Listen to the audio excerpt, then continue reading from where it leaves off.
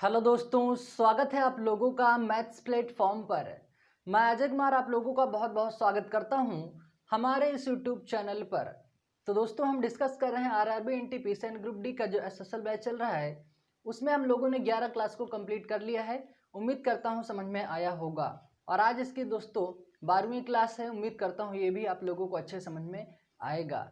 Video समझ में आया दोस्तों, लाइक करें, कमेंट करके हमें ज़रूर बताएं आप लोगों को कैसा लग रहा है। ठीक है, और ज़्यादा से ज़्यादा वीडियो को शेयर करके अपना सपोर्ट करें।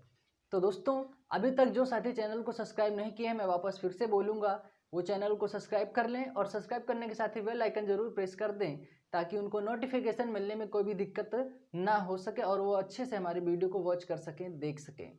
तो चलिए शुरू करते हैं आज का अपना ये वीडियो। तो दोस्तों, आज का पहला क्वेश्चन हमारे सामने है। क्वेश्चन कह रहा है, किसी परीक्षा में ए तथा बी क्रमशः अधिकतम अंकों का 60% तथा 30% अंक प्राप्त करते हैं। ठीक है, इनके प्राप्तांकों का जो योग है 783 है। तो परीक्षा में पूर्णांक कितने थे वो हमें यहाँ से पता करना है। ठीक है, क्या कह रहा है, किसी परीक्षा में ए तथा बी, किसी परीक्षा में ए तथा बी का क्रमशः अधिकतम अंकों का 60% क्रमशः है 60% तथा 30%। ठीक है, आगे कह रहा है अंक प्राप्त करते हैं, इनके प्राप्तांकों का योग, यानी इनके प्राप्तांकों का योग यानी 60 और 30 कितना हो जाएगा 90%। ठीक है, अब इनके प्राप्तांकों का योग कितना है दोस्तों 783 है, तो कितना हो जाएगा 783। हम तो कह रहे हैं कि इनका योग परसेंट में 90% है, लेकिन क्वेश्चन कह रहा है 783 अंक है। ठीक है, तो दोस्तों जब 90% 783 का है तो 1% कितने का होगा, 1% होगा 783 बटे में 90। ठीक है, कैंसिल आउट कर लीजिए, 9 72 हो जाएगा। ठीक है, 72 6 बचेगा, 9 7 63। ठीक है, ये जीरो बचा हुआ है, यहाँ पे एक पॉइंट लगा दीजिए। मेरा कहने का मतलब ये है कि यहाँ पे आपका अभी 9 से ही कैंसिल आउट की ही नहीं, आपका 10 बचा है। जीरो का हटाने के लिए ऊपर पॉइंट लगा दीजिए, ये जीरो क्या हो जाएगा, ये हट जाएगा। तो 1% आप लोगों को बनेगा दोस्तों 8.7 का। उम्मीद करता हूँ समझ में आ गई होगी बात, कैलकुलेशन आप अच्छे से कर सकते हैं। जब 1% 8.7 का, तो 100% कितने का हो जाएगा, क्योंकि हमें पूर्णांक पता करना है। 8.7 गुणे 100 हो जाएगा, तो यहाँ पे कितना हो जाएगा, ये हो जाएगा 8700। एक अंक पे दशमलव है, एक अंक पे यहाँ पे दशमलव लगा देंगे तो ये क्या हो जाएगा, ये जीरो यहाँ से हट जाएगा। तो पूर्णांक कितना था 870। तो उम्मीद करता हूँ समझ में आ गया होगा। चलिए स्क्रीनशॉट ले लीजिए, फिर बढ़ते हैं अगले प्रश्न की तरफ। चलिए,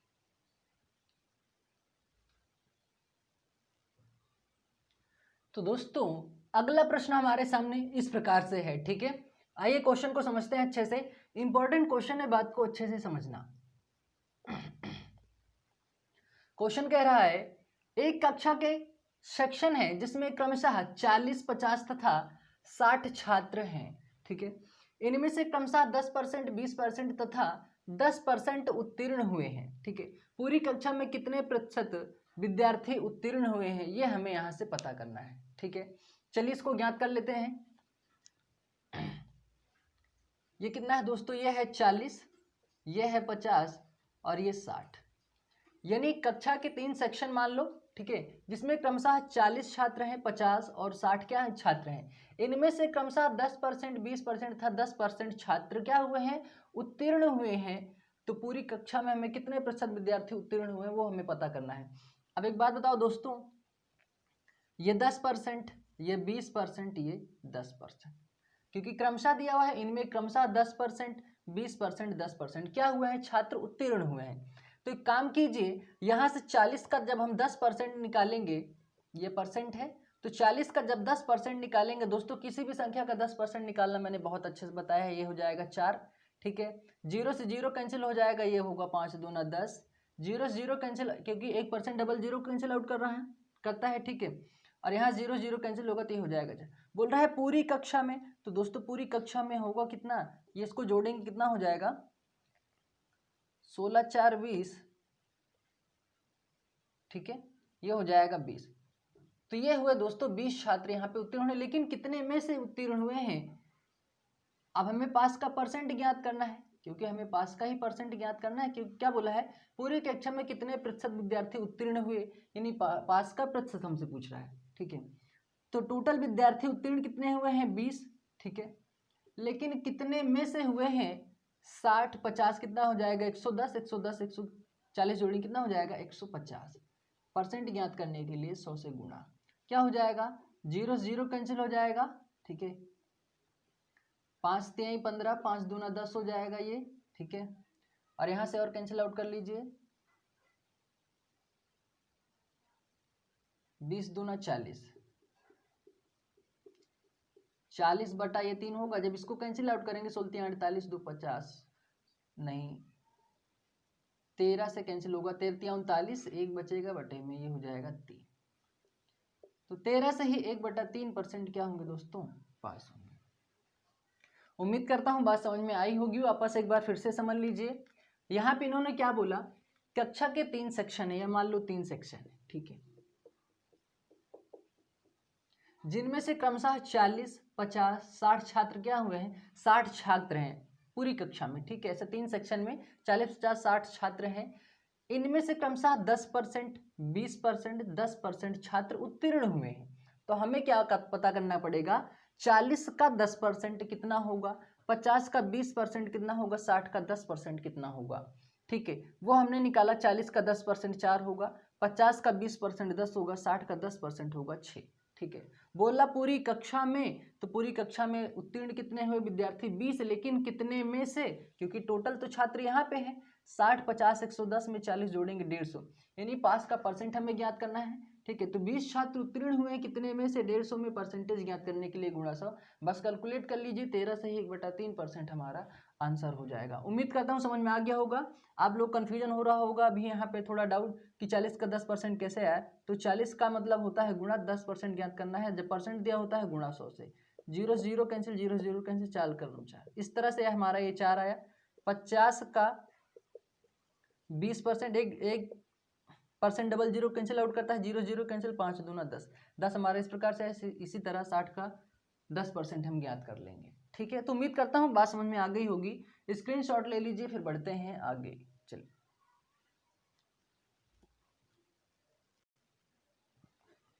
तो दोस्तों अगला प्रश्न हमारे सामने इस प्रकार से है, इंपॉर्टेंट क्वेश्चन है, बात को अच्छे से समझना।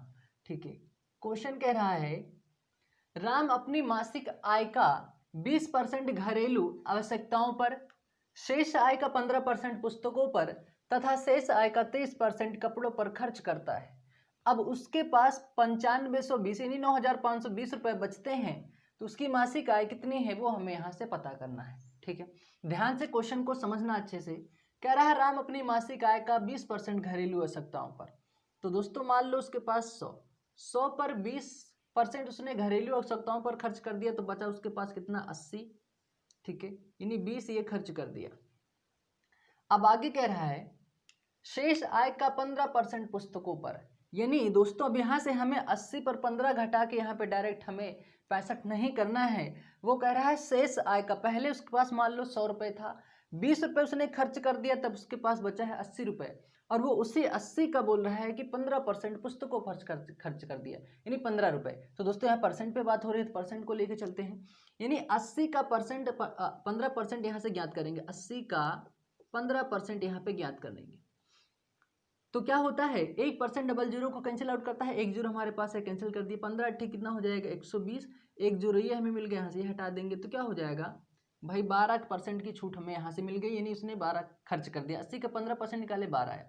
तो इसको यहाँ से जब माइनस करेंगे तो क्या होगा, यहाँ पे बचेगा 8, 7 में से 1 जाएगा, बचेगा 6, यानी अब उसके पास जो रुपए में अगर बात करेंगे तो 68 रुपये बचे। ठीक है, यानी 12 रुपये यहाँ भी खर्च कर दिए, यानी 12 रुपये पुस्तकों पर। अब कह रहा है शेष आय का 30%, दोस्तों परसेंट में बात हो रही है, तो 68 का हम 30% निकालेंगे यहाँ से, शेष आय ना, क्योंकि शेष राशि उसके पास 68% ही बची हुई है, तो 68 का 30%।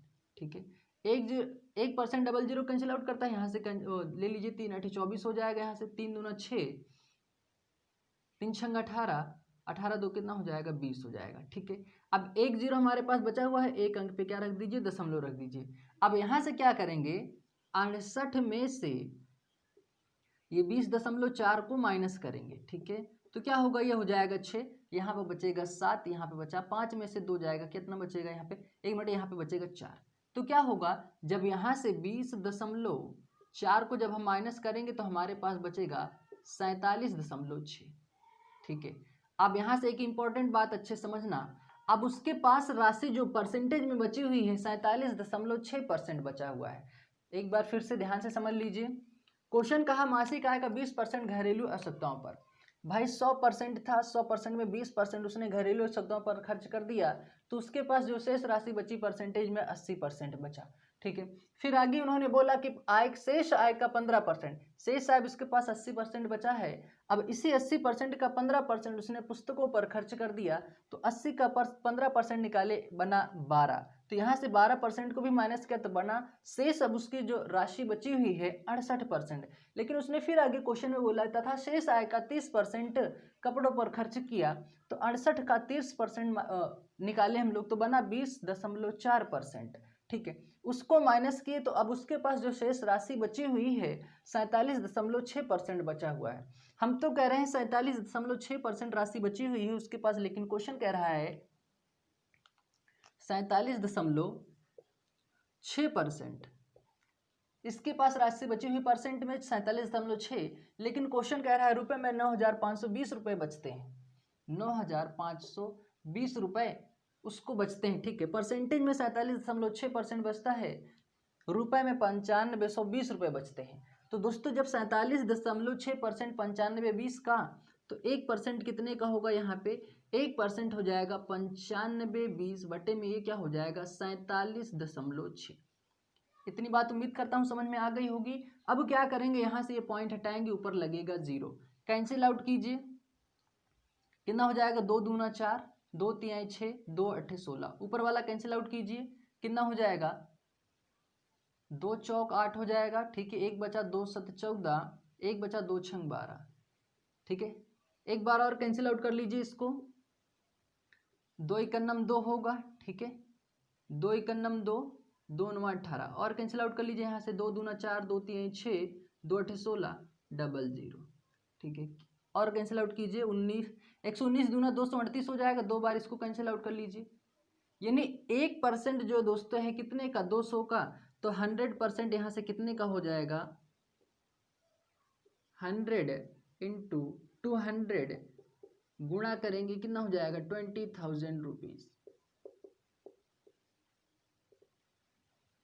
उम्मीद करता हूँ बात समझ में आ गई होगी। वापस एक बार फिर समझ लीजिए, इतना प्रोसेस आप लोगों को अच्छे से पता हो गया होगा, ठीक है। लास्ट में उसके पास परसेंटेज में बचत हो रही 47.6 का, और रुपए में यहाँ पे सीधा सीधा बोल रहा है कि 9,520 रुपये बचते हैं उसके पास, ठीक है। तो 1% हम लोगों ने फाइंड आउट किया, 200 बना, कैलकुलेशन आप यहाँ से आसानी से कर सकते हैं। जब 1% 200 का, तो 100% कितने का होगा, 100 इंटू 200, यानी 100 गुणे 200 को गुणा करेंगे दोस्तों, यहाँ पे कितना हो जाएगा 20,000 रुपये। यानी उसकी जो आय थी कितनी थी, 20,000 रुपये थी। तो उम्मीद करता हूँ समझ में आ गया होगा। इंपॉर्टेंट क्वेश्चन है, स्क्रीनशॉट ले लीजिए। फिर बढ़ते हैं अगले प्रश्न की तरफ, चलिए।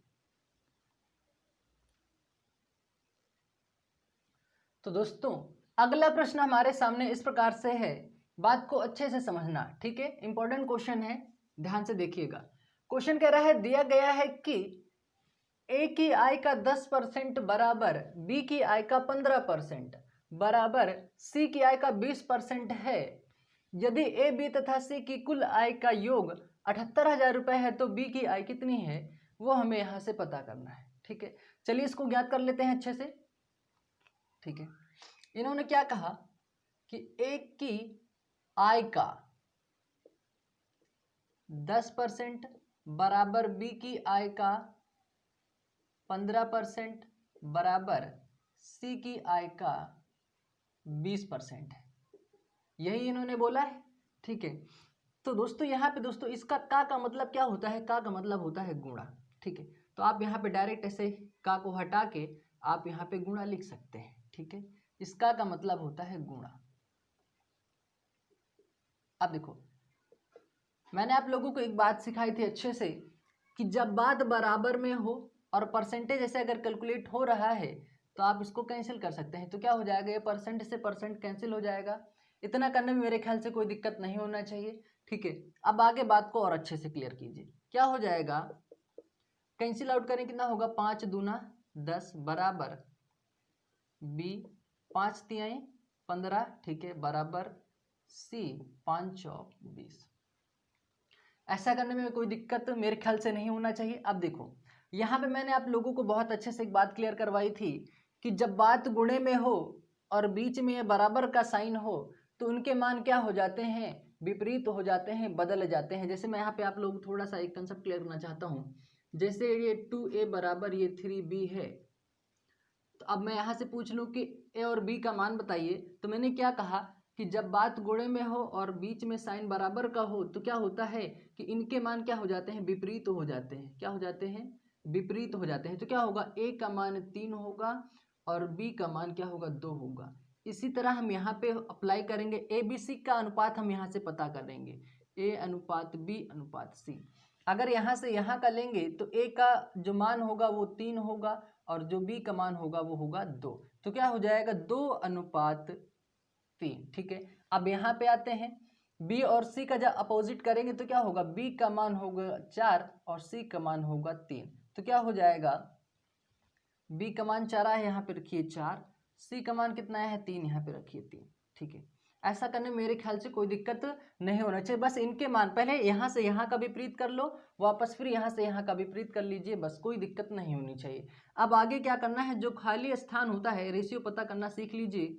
जो खाली स्थान होता है इसके सामने वाला जो नंबर होगा वही हम यहाँ पे लिख देंगे, और इसके सामने 4 है तो यहाँ पे 4 लिख देंगे। तो क्या हो जाएगा, इनका फिर करते हैं गुणा, 4 दूना 8 हो जाएगा, अनुपात 4 3 12 हो जाएगा, अनुपात 3 3 9 हो जाएगा। ठीक है, अब यहाँ से आगे क्वेश्चन में बोला है यदि ए बी सी तथा सी की कुल आय का जो योग है, ए बी सी का जो कुल आय का योग है, यानी इसका जब हम योग निकालेंगे तो कितना बनेगा, 12 8 20, 20 में 9 जोड़ेंगे कितना हो जाएगा, 29। यानी 29 अनुपात, हम तो कह रहे हैं 29 अनुपात, लेकिन क्वेश्चन कह रहा है कि 78,000 रुपए की बचत होती है। ठीक है, ये 78,000 हो गया। जब इसको कैंसिल आउट करेंगे तो कितना हो जाएगा, कैंसिल आउट कर लीजिए इसको,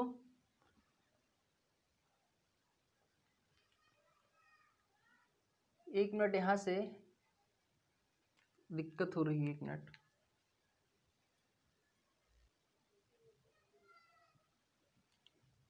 यहां से दोस्तों a का मान जो है, a का मान 3 होगा यहाँ पे, ठीक है, और b का मान होगा 2।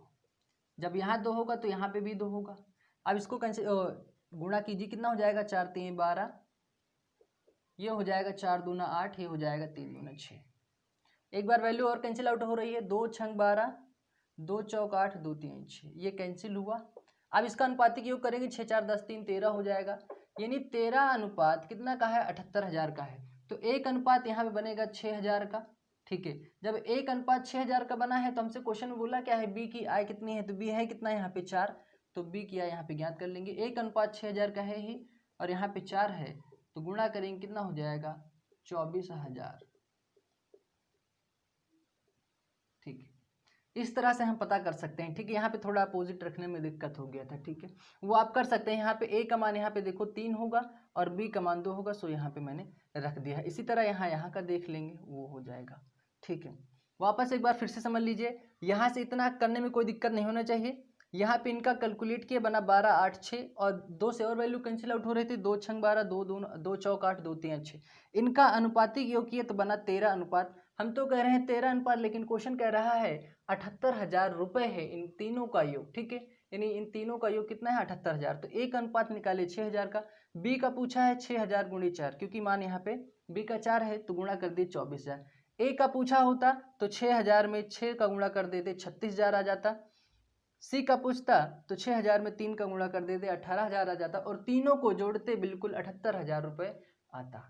उम्मीद करता हूं समझ में आ गया होगा। स्क्रीनशॉट ले लीजिए, फिर बढ़ते हैं आगे।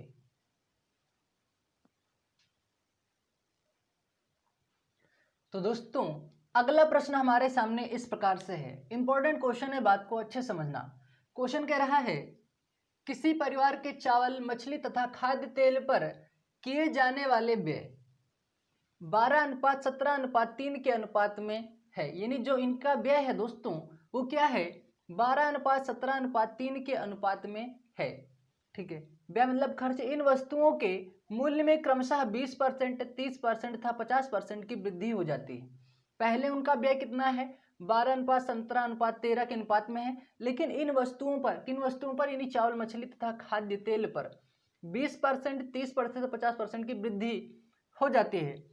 परिवार के इन वस्तुओं पर किए जाने वाले व्यय में कुल कितने प्रतिशत वृद्धि होगी वो हमें यहां से पता करना है। ठीक है, चलिए आइए इसको पता कर लेते हैं। यह है चावल,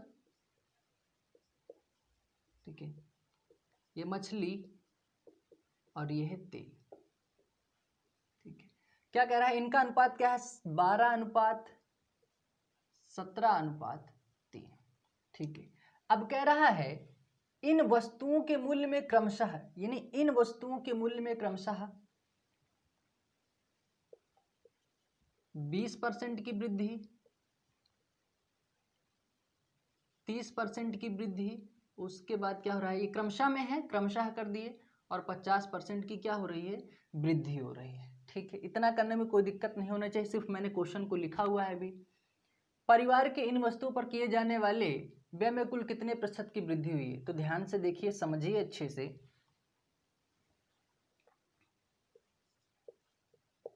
20%, 30% और यह है 50%। अब ध्यान से देखिए, पहले इनका जो व्यय है कितना है, 17, 3, 20, 12 कितना हो जाएगा, 32। पहले इनका व्यय कितना है, 32 है। ठीक है, इतना करने में कोई दिक्कत मेरे ख्याल से नहीं होना चाहिए। अब क्या करो, 12 का 20% निकालोगे, कितना होगा, 12 दूना 24 होगा। ठीक है, तो 24 का मतलब 1% डबल जीरो को कैंसिल आउट करेगा, तो यहाँ पे क्या आपके पास एक जीरो बचा हुआ है, 24 आया है, एक पॉइंट पे क्या लगा दीजिए, जीरो लगा दीजिए। तो ये वृद्धि हो रही है, तो जोड़ेंगे तो क्या हो जाएगा, 12 2 14, यानी 14.4। इतना समझ में आया। अब क्या होगा, 17 का 30% निकालेंगे, 17 3 51 होता है, एक जीरो कैंसिल आउट हो जाएगा, आपके पास बचेगा 5.1। ठीक है, इसको जोड़ेंगे, 17 5 22, यानी 22.1। फिर यहाँ से 3 का 50% निकालेंगे तो कितना होगा, 3 5 15, यानी 1.5, क्योंकि एक जीरो कैंसिल आउट हो जाएगा, तो 3 1 4.5। ठीक है, तो पहले जो हमारा व्यय था 32 था, 32 रुपए मान लीजिए, पहले हमारा जो व्यय था वो 32 रुपए था, लेकिन उन व्यय में 20%, 30%, 50% की वृद्धि करने के बाद अब हमारा व्यय कितना होगा वो हमें पता करना है। पहले तो रुपए में पता कर लेते हैं, इन सब को पहले जोड़ें, जैसे यहाँ पे अनुपातों को जोड़े हैं वैसे यहाँ इन सभी को जोड़ेंगे तो हमें पता चलेगा कि भाई इन सब पर वृद्धि करने के बाद हमारा व्यय कितना हो रहा है। ठीक है, अब यहाँ से इसको कैलकुलेट कर लीजिए। ठीक है, 14.4, 22.1, 4.5, 5 4 9 1 10, 4 4 8 2 10 11, 4 1 कितना हो जाएगा, 3 1 4, 41। एक पॉइंट पर जीरो आया है, इसका कोई मतलब नहीं है, यानी 41। ठीक है, तो पहले हमारा जो व्यय था वो 32 से 41 होने में, 32 रुपए से 41 रुपए होने में वृद्धि कितनी की हुई, व्यय में कितना हुआ, 32 8 20, 9 की वृद्धि कितने पे हुई है, 32 पे हुई है, 32 लिखिए, और यहाँ पे परसेंटेज ज्ञात करने के लिए गुणा 100 से। ऐसा करने में मेरे ख्याल से कोई दिक्कत नहीं होना चाहिए। आगे समझ लीजिए कितना हो जाएगा, 4 8 32, 4 25 हमें हो जाएगा 100। 25 को 9 से गुणा करेंगे, 25 अट्ठे कितना होता है, 200 होता है, 25 को 9 से गुणा करेंगे 225 बटे में 8 कितना हो जाएगा, 8 दूनी 16, 6 16 चौको 64, 8 अट्ठाई 64 हो जाएगा, एक बचा, एक ऊपर लिखिए 8 नीचे। तो कितने परसेंट की वृद्धि होगी, 28 सही 1/8% की वृद्धि होगी। एक बार वापस फिर से अच्छे समझ लीजिए। ठीक है, आंसर हमारा आ गया है। सबसे पहले 12 17 ये तीन का इन सभी का अनुपात था चावल मछली तेल पर। ठीक है, इन्होंने बोला कि 12 जो चावल पर वृद्धि हुई है पहले 20% की हुई है, मछली पर 30% की हुई है, तेल पर 50% की वृद्धि हुई है। तो हमने क्या पहले हमारा खर्च मान लो 12 रुपए था। ठीक है, 20% की वृद्धि होने के बाद तो सबसे पहले हम 12 का 20% निकाले तो क्या होगा, 1% डबल जीरो कैंसिल आउट करता है, तो एक जीरो कैंसिल हो गया है, 12 दूना 24 हुआ। ये एक जीरो हमारे पास बचा हुआ था, एक अंक पे लगा दिए दशमलव, तो 12 में जब 2.4 जोड़े बना 14.4। इसी तरह जैसे यहाँ पे किए हैं इसी तरह यहाँ पे भी कर लिए हैं, इसी वजह से हमारे 5.1 आया। 5.1 में ये 17 जोड़े तो 22.1 बना। इसी तरह यहाँ पे 3 का 50% निकालेंगे तो 1.5 आएगा, ठीक है। और 3 में 1.4 जब जोड़ेंगे 4.5 होगा। यहाँ पे जब इनका अनुपातिक योग किए थे तो 32 रुपये हमारा पहले व्यय हो रहा था, लेकिन इन पर वृद्धि करने के बाद अब हमारा जो व्यय है इन सभी को जोड़ने के बाद 41 रुपये बन रहा है। तो 32 से 41 होने में वृद्धि कितने की हुई? रुपए में 9, ठीक है। कितने पे हुई है? 32, ठीक है। और गुणे परसेंट ज्ञात करने के लिए गुणा 100 से बस कैलकुलेट किए, 28 से ही 1/8% की क्या हुई है? वृद्धि हुई है। तो उम्मीद करता हूं अब बात समझ में आप लोगों को आ गई होगी। कैलकुलेटिव क्वेश्चन है, थोड़ा दोस्तों बात को समझना है बस, ठीक है। चलिए अब स्क्रीनशॉट ले लीजिए, फिर बढ़ते हैं आगे।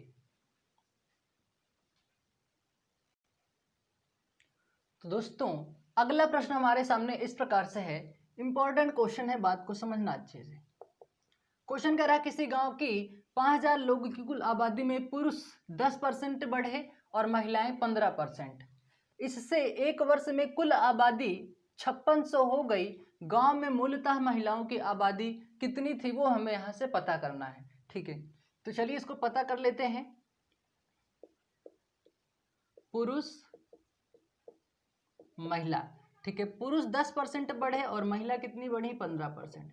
लेकिन 5000 लोगों की कुल आबादी में पुरुष 10% बढ़े हैं और महिलाएं 15%। इससे एक वर्ष में कुल आबादी कितनी हो गई? 5600 हो गई। तो दोस्तों एक बात बताओ, पहले 5000 थी, अब 5600 हो गई, तो 5000 से 5600 होने में कितने की वृद्धि? 600 की वृद्धि। कितने पर हुई? 5000 की हुई। परसेंटेज ज्ञात करने के लिए गुणा 100, क्योंकि हमें कुल आबादी पता करना है पुरुष और महिलाओं की, ठीक है। तो क्या होगा? 3 जीरो से ये 3 जीरो कैंसिल, 5 बारह में 60। तो क्या हुआ? 12% तो ऐसे हैं इसमें से एक वर्ष में कुल आबादी कितनी हो गई है? 5600 हो गई है। गांव में मूलतः महिलाओं की आबादी बतानी है। तो दोस्तों 10% पुरुष बढ़े, 15% महिलाएं, सबको मिला के कितने बढ़े हैं? 12। तो दोस्तों इसको कहाँ रखेंगे? 12। तो दोस्तों यहाँ पे ध्यान से देखिएगा, समझिएगा, यहाँ पे एलिगेशन रूल लग रहा है, यानी जिसे बोलते हैं मिश्रण का नियम। तो मिश्रण का नियम ध्यान से सुन लीजिए। मिश्रण का नियम ये कहता है कि मिश्रण से एक वैल्यू छोटी होनी चाहिए और एक वैल्यू मिश्रण से बड़ी होनी चाहिए। इतना फॉलो करने के बाद उसको क्रॉस में घटाते हैं, यानी बड़ी संख्या में से हमेशा छोटी संख्या को माइनस करते हैं। तो 15 में से 12 जाएगा, कितना बचेगा? 3 बचेगा। 12 में से 10 जाएगा, बचेगा 2। तो हमें क्या बताना है? गांव में मूलतः महिलाओं की आबादी। तो दोस्तों इनका जब अनुपातिक योग करेंगे कितना होगा? 3 और 2 कितना होगा? 5 अनुपात। हम तो कह रहे हैं 5 अनुपात, लेकिन कुल आबादी कितनी है दोस्तों? 5600 लोगों की कुल आबादी में, ठीक है। पुरुष और महिला का हमें पता है, पुरुष और महिला, तो ये कितना है? 5000 है।